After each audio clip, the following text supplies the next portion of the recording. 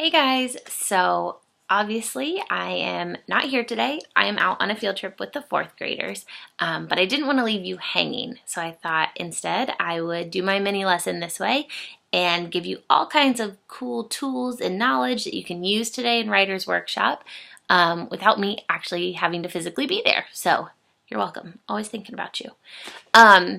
Here's what we're going to do today. We are going to talk about author's purpose. But we're moving away from persuade, inform, entertain, right? We're sixth graders. We're beyond that. Instead, we're thinking about when we write as an author, why are we writing our story? What are we really trying to say?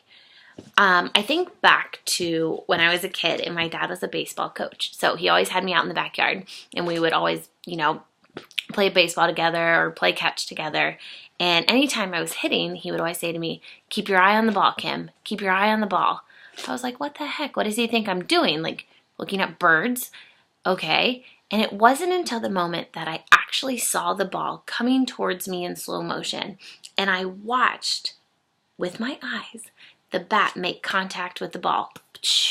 Perfect hit. That's when I understood what he was really trying to say. He wanted me to watch the ball. Because if I watched the ball and I watched my bat make contact with the ball, that's when I would have a successful hit.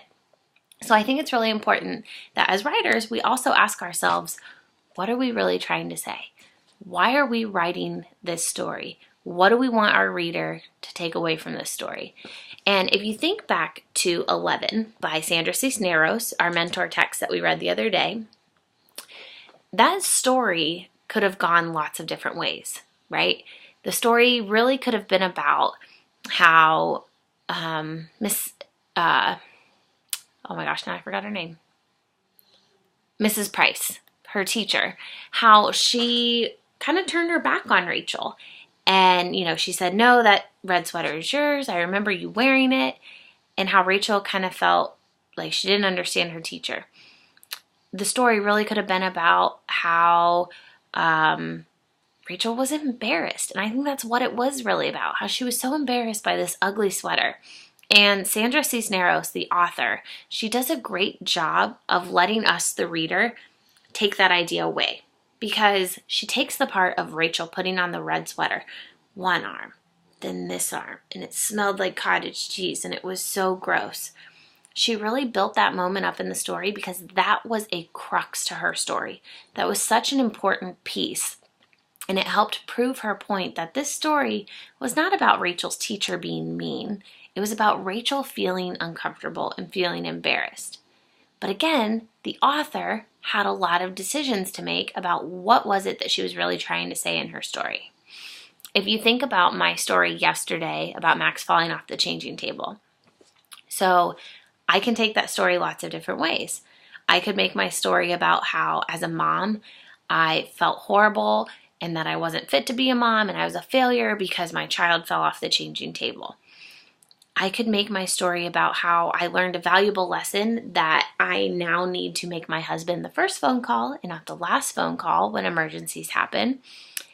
I could make the story humorous about how when the EMT was leaving my house, he said, oh, I'm sure we'll be back again, right? Like there's so many different ways I could take this story. So I need to think about my memorable moment. And I need to think, what am I really trying to say in this story? What do I want my readers to really take away from it? Do I want them to see that by the end of the story, I didn't feel like I was a good mom? Do I want them to see that I learned a valuable lesson? Or do I want them to see kind of a scary situation that turned humorous? Those are my decisions to make. But I need to go back into my writing and I maybe need to look for those parts that I need to build up with more detail and I need to make those little parts stand out so they're more important. For example, if I want my story to really be about how a bad situation turned funny, then I really need to build up the end of my story about watching the EMT walk out of my house with all of his gear and how he kind of chuckled to himself. And he probably saw this really confused look on my face because I had just been through this traumatic experience.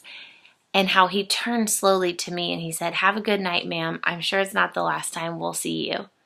That moment should be described in so much detail compared to the other parts of my story, because that's the moment that the readers are going to take away.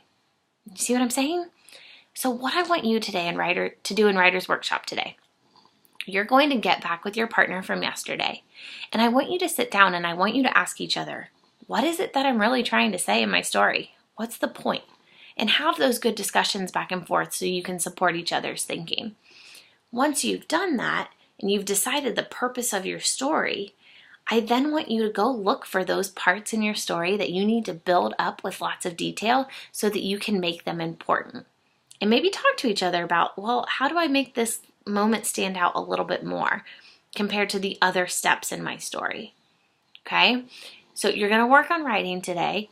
Feel free to, again, add those little chunks on a separate piece of paper. Just indicate to yourself where they belong in your original draft. I don't need you to rewrite the story from beginning, middle to end on a brand new piece of paper all over again. Like I told you, we don't build a house, tear it down, rebuild it again, tear it down, rebuild it again. That's silly and that's a waste of time. So make your time effective, okay? If you have any questions, you can ask Mrs. Lipstrew and she's here to help you. You can always leave me a little note for when I come back or message me on Schoology later. Otherwise, I'll be here tomorrow to help you pick back up on your writing. So good luck today.